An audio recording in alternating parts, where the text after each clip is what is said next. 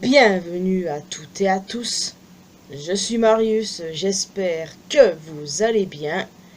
Alors évidemment, nous allons parler du Royal Rumble 2026 et ouais, il y a tellement de choses à dire et je crois que je ne vais épargner personne. Ouais, quand je dis personne, c'est personne parce que bon, à partir de là, je crois que tout le monde va en prendre plein la gueule. Ça inclut tout le monde, bien entendu. Alors, le truc, c'est que ce Royal Rumble était-il à la hauteur de nos espérances? Parce que, qui dit Royal Rumble dit hype. Parce que bon, qui n'est pas hype par le Royal Rumble? C'est littéralement le PLE préféré d'énormément de fans, dont le mien, et on l'attend toujours avec grande impatience, n'est-ce pas? Pour être honnête, je n'ai pas été spécialement déçu. Certains le qualifient comme le pire Rumble de l'histoire. Ouais, même délire, chaque année on rappelle qu'ils l'ont également dit avec celui de l'année dernière, ouais. On a l'habitude, ils ne savent pas doser. De toute façon, si on prend les années 2020, le pire reste le 2022. Et personne ne me fera changer d'avis à ce sujet, c'est clair? Parce qu'il y a clairement des Rumble horribles avant ça, mais dans les années 2020, le 2022, oh, le cauchemar. Donc, qu'est-ce qu'il faut retenir de ce PLE? Eh bien, on va pas procéder par étapes. Je vais d'abord parler des 2 matchs simples que nous avons eus et ensuite parler des 2 Rumble. Voilà. Je procède comme ça à chaque fois pour le coup et ça ne changera pas. Pour commencer, Drew McIntyre contre Sami Zayn pour le titre Undisputed avec Drew qui conserve. Ça, bon, on s'y attendait. J'ai bien aimé le match avec un Drew dominant, un Drew violent. Exactement la version que j'attendais de lui. Ça m'a fait plaisir de voir ce Drew là et espérons que ça continue. Pour ce qui est de Sami, je m'attendais à le voir à un moment donné aussi dans le Royal Rumble, comme j'avais fait ma vidéo prono en disant il va perdre son match contre Drew, puis se retrouver dans le Rumble et le gagner. J'ai foiré mon coup, mais c'est pas grave de toute façon. Mais bon voilà, le match était sympa, pas exceptionnel, mais bon, sympa quand même, parce qu'on parle de 2 talents incroyables quand même. Le Gunther AJ Styles, je vous avoue que je n'en suis pas sorti indemne après ça. C'était compliqué de se mettre dans le Drew Zayn après ce match, je vous l'accorde. AJ Styles est officiellement en retraite. Enfin, en retraite. Probablement juste de la WWE comme il l'avait dit lundi dernier. À mon avis, il va aller s'éclater ailleurs. Dernier run à la TNA. Teasing du premier épisode sur AMC, comme j'ai déjà dit. Ouais, ça me paraît logique qu'il commence d'abord, au moins, par là. Donc, comme je vous l'ai dit, je n'en suis pas sorti indemne. Hein. Cette fin de match là, AJ Styles qui garde ses gants justement pour cette raison, en mode sa carrière WWE est finie, mais pas sa carrière. Je crois qu'il est vraiment dans sa dernière année, mais c'est juste qu'il va aller s'éclater un peu partout, et honnêtement, j'espère qu'il va s'éclater. À la TNA, à la New Japan, probablement à la EW, mais je dois vous avouer que là-bas, j'ai pas spécialement envie de l'y voir. C'est peut-être contradictoire parce que en vrai, il y a beaucoup de matchs bangers qu'il peut nous livrer, c'est ça le pire. Mais pourquoi est-ce que je ne suis pas spécialement intéressé? Je vous avoue que je me comprends pas des fois. Mais bon, comme je vous l'ai dit, je ne suis pas sorti indemne de ce match. Gunther qui était absolument impitoyable, Styles qui tenait quand même bon malgré ça. Le match était vraiment excellent et je ne pense pas me tromper en disant que c'était vraiment le meilleur match du PLE. C'était vraiment génial et je stressais de ouf parce qu'une partie de moi voulait quand même qu'AJ Styles gagne. Mais non, au fond je le savais, hein, mais je m'accrochais quand même à ce mini espoir. Donc maintenant, plus qu'à voir ce qu'il va faire. On est en février et son contrat se termine du coup ce mois-ci, officiellement. Donc voilà, à voir s'il va débarquer d'ici peu chez All Elite, s'il va débarquer lors de Revolution, qui est dans une 40aine de jours, si je dis pas de conneries, ou alors je me trompe. À voir s'il va commencer par la TNA, mais pour moi, en toute logique, il devrait commencer par là, au moins, le voir une dernière fois champion TNA. Franchement, oui, ça me rendrait très heureuse. En tout cas, Gunther a ruiné 3 carrières, ouais. 3 carrières. J'aime beaucoup ce qu'ils font avec Gunther et je pense que AJ Styles n'est pas le dernier. Je pense qu'il va y en avoir d'autres. Donc maintenant nous allons parler des 2 Royal Rumble que j'ai très honnêtement beaucoup aimé. Oui, j'ai même aimé celui des hommes, même s'il y a des trucs qui m'ont déplu, mais J'y reviendrai tout à l'heure, bien entendu. Pour ce qui est celui des femmes, même s'il a pris un peu de temps avant de bien démarrer, je l'ai quand même trouvé super cool, quoi. Très très cool. J'ai adoré. Et quand je regarde sur les réseaux sociaux les fans en train de se plaindre en disant qu'il y a eu littéralement 0 surprise, je me suis dit, mais putain, comment ils regardent le show en fait? On a littéralement eu des nanas de NXT, de Love Ice, Sol Ruka, Kelani Jordan, Jessie Jane. Enfin, je veux dire, on a eu des surprises. On a même eu le retour de Tiffany Stratton de blessure. On a eu Brie Bella. Ouais, moi personnellement, j'attendais Paige. Bon, un petit peu déçu de pas l'avoir vue, je le reconnais. Mais Brie Bella, j'avoue, j'ai été ravie parce que j'ai l'impression qu'ils vont faire quelque chose avec les Bella Twins qui ont viré Lyra et Bayley. Donc je ne suis pas contre l'idée de voir les Bella Twins. Ouais, beaucoup vont dire c'est de la merde, les Bella Twins, ça ne vaut plus rien. Pensez ce que vous voulez, vous avez le droit, mais moi, je vous avoue que je suis quand même assez intriguée. Je m'attendais aussi à voir Adjili, mais quand Becky a été éliminée, je dois vous avouer que je me suis dit non, elle ne viendra pas. J'ai aussi beaucoup aimé justement que Becky se fasse foutre en l'air par Natalya, Natty. J'adore le fait que la WWE mette enfin en avant sa personnalité Natty. Nouveau theme song et tout, c'est parfait. Honnêtement, je ne pensais pas qu'ils allaient mettre ce personnage en avant. Bah voilà, je suis ravie parce que j'adore cette version d'elle. Et ouais, franchement, j'ai hâte d'en voir plus. Et puis, je suis pas contre l'idée de l'avoir championne intercontinentale, pour être honnête avec vous. Saluons les performances de Lash Legend qui a viré 5 personnes. Je la trouve absolument incroyable.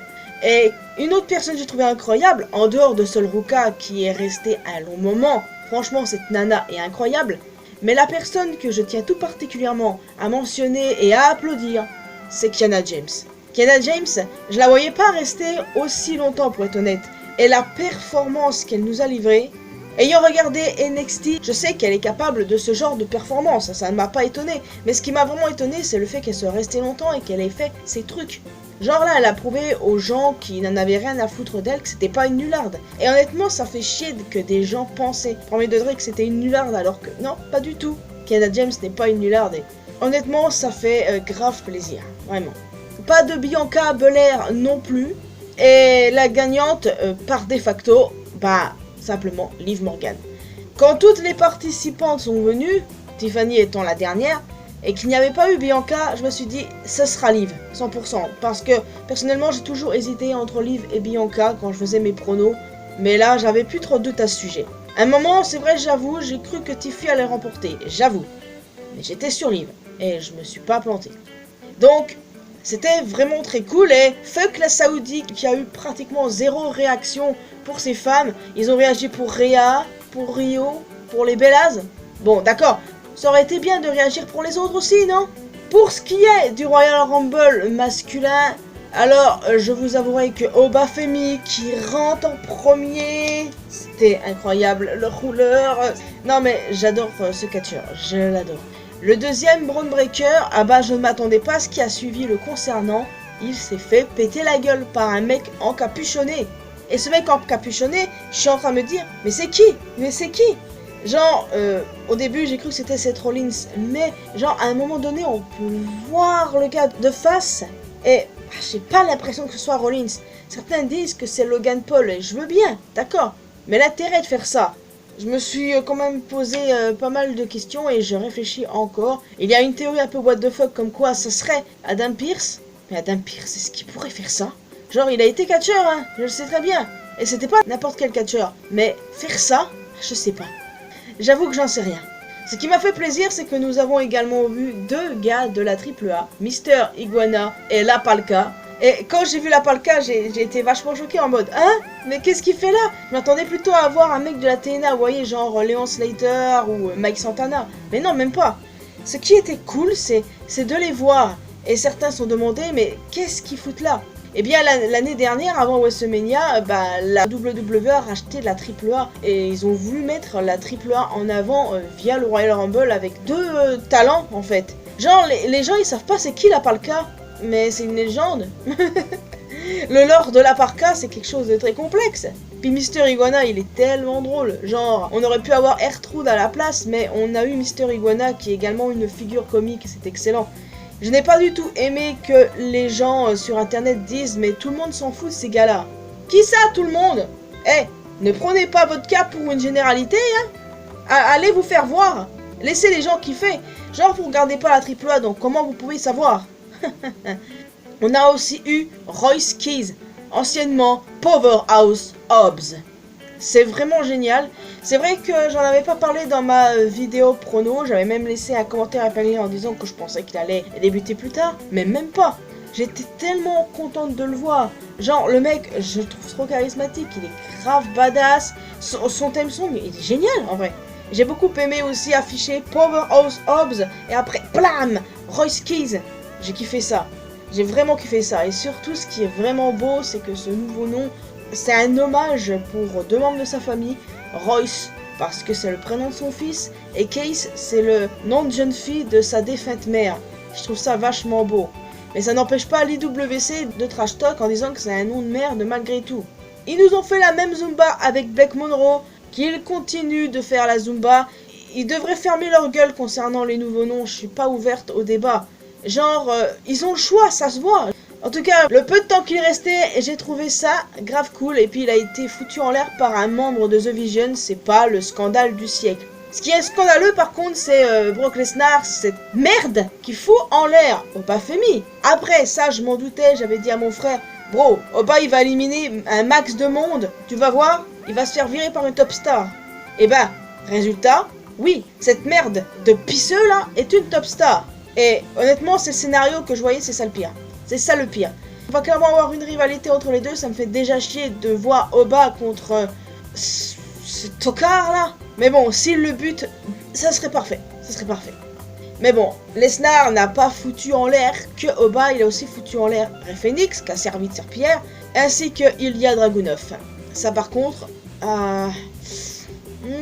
j'arrive pas à m'y faire. Donc oui, dès l'instant que le pisseux est arrivé, bah pour moi, j'étais plus trop dedans. Je le voyais foutre en l'air Oba, Ilya, Rey Fenix. Ça m'avait cassé les couilles. Mais ce qui était magnifique, les amis, il n'est pas resté longtemps. Il est resté max 5 minutes. Et il a été foutu en l'air par Cody et LA Knight pendant l'entrée de Jay.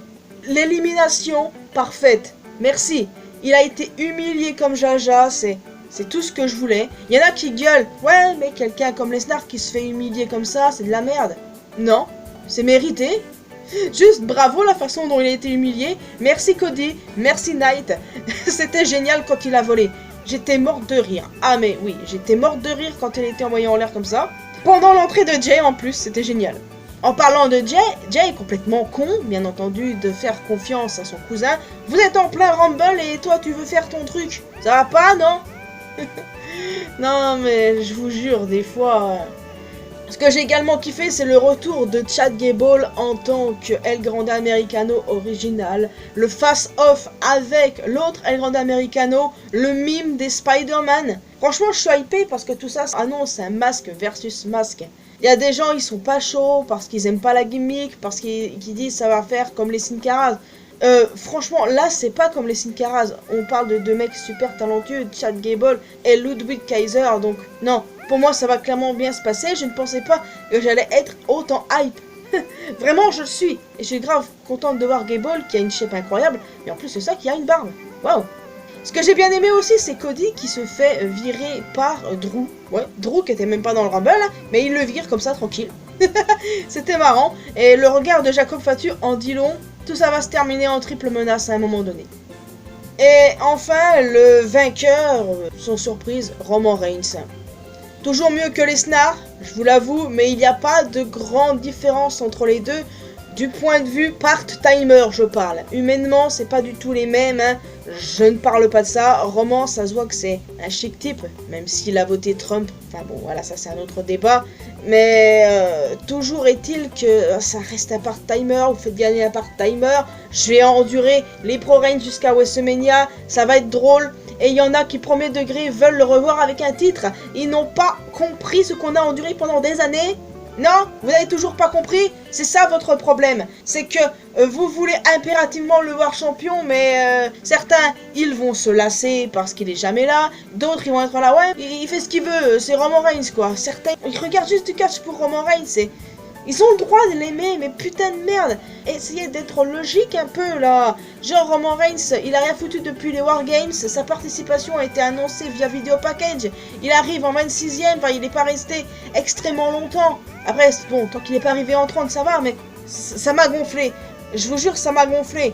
Genre, ça, là, et la fin des G-Styles, ce sont les deux trucs qui m'ont fait passer une soirée pas ouf.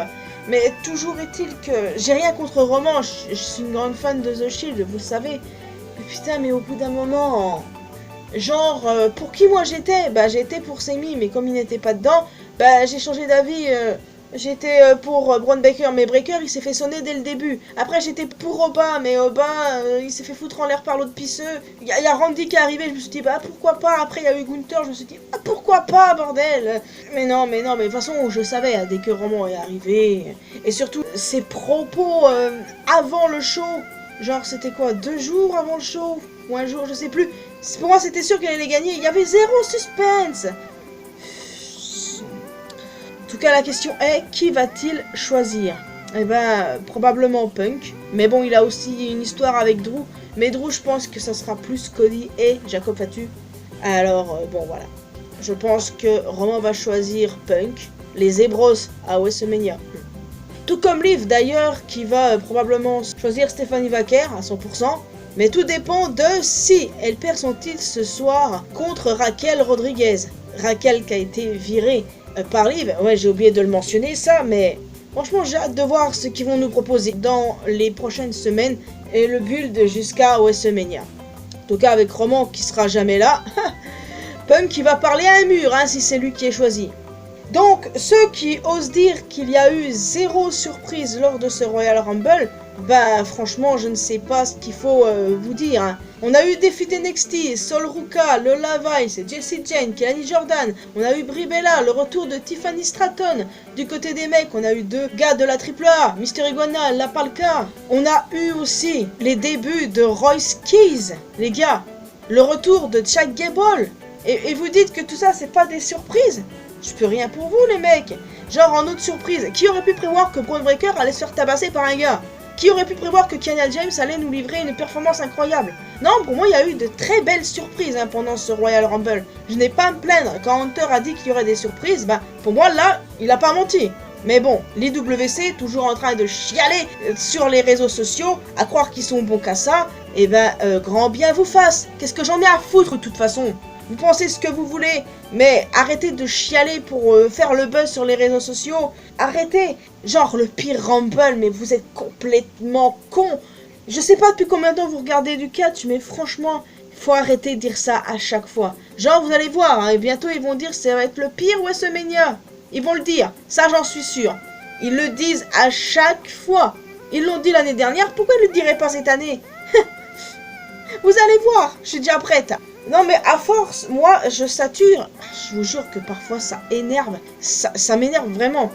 Genre ils sont toujours là en train de dire ceci était de la merde, c'était pas cohérent, tout ça. Alors qu'il y avait des choses cohérentes, d'autres pas beaucoup c'est vrai. Mais globalement je veux dire c'était bien. Les choses qui m'ont dérangé, oui, la présence de Lesnar qui fout en l'air, il y a Oba et Rey Fenix qui sert de terre-pierre. Enfin, des choses m'ont dérangé, comme la victoire de Roman, oui évidemment. Est-ce que le fait d'avoir le vainqueur qu'on ne voulait pas fait de ce Rumble un mauvais show? Non. Par exemple, le Rumble de l'année dernière, je voulais pas du tout voir Jay gagner, et avec du recul, c'était la pire décision possible. Mais le show n'était pas mauvais pour autant, enfin, dosez un peu, par pitié, apprenez à doser. De base, je devais m'énerver plus que ça, mais ça sert à rien de s'énerver contre des bandes de ploucs qui n'arrivent à rien comprendre. Alors je suis désolée si vous regardez cette vidéo et que vous n'avez pas aimé le show, grand bien vous fasse. Mais tout le monde ne pense pas comme vous, bordel de merde. Mettez-vous bien ça dans le crâne. Et si vous êtes des pro-Reigns, d'accord, vous avez le droit de l'aimer. Mais arrêtez de faire chier votre monde avec ça. Par pitié, arrêtez. Soyez un peu lucide. Si jamais il gagne à WrestleMania, moi je vous préviens, je saute par la fenêtre. Voilà, c'est dit. Donc, je vais vous laisser ici parce que ça va partir en vrille à force. Je vous le dis, n'hésitez pas à me laisser un commentaire avec vos retours concernant ce PLE, ce que vous avez aimé, ce que vous n'avez pas aimé, qui vous vouliez voir gagner les Rumble, et qu'est-ce que vous pensez des surprises que nous avons eues, parce que oui, on a eu des surprises. Vous avez beau dire le contraire, mais on en a eu, d'accord? C'est pas parce que vous avez pas eu Chris Jericho 55 ans que le show était merdique quand même, si? Donc en plus d'un commentaire, n'hésitez pas à laisser un petit pouce bleu, ça fait toujours plaisir. Vous pouvez me retrouver sur mes réseaux sociaux, les liens sont bien évidemment dans la description. Et le plus important, abonnez-vous à cette chaîne ainsi qu'à ma chaîne principale pour qu'on puisse se retrouver dans une prochaine vidéo.